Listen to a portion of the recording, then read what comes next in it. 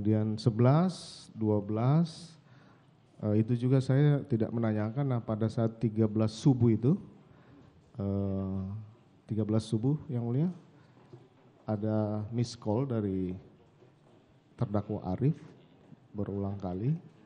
Kemudian saya pagi baru membuka karena saya sudah istirahat waktu itu.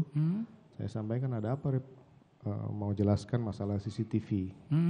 Saya sampaikan ya udah nanti malam aja di kantor karena saya ada kegiatan dulu. Tanggal 13 malam itu akhirnya bertemu saudara? Bertemu dengan Arief, nah di situ dia sampaikan. Dengan siapa saja Arief? Waktu itu Arief sendiri di ruang kerja dalam saya. Nah kemudian dia sampaikan, mohon izin komandan, kami sudah lihat CCTV ini tidak sesuai dengan preskon dari Kapolres Selatan. Saya bilang apanya nggak sesuai. Kalau preskon itu komandan masuk sudah kejadian.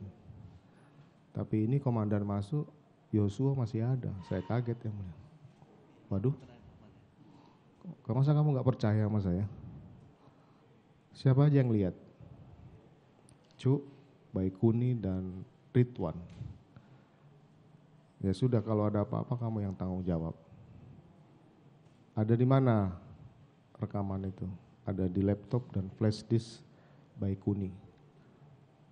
Nah, kemudian saya sampaikan, hapus dan musnahkan semua. Dalam kondisi seperti itu saya yakin Arief pasti bimbang antara harus melaksanakan perintah saya atau tidak. Tapi saya, ya salah saya sih di situ yang mulia, di memerintahkan hal yang salah terhadap anak buah. Baik.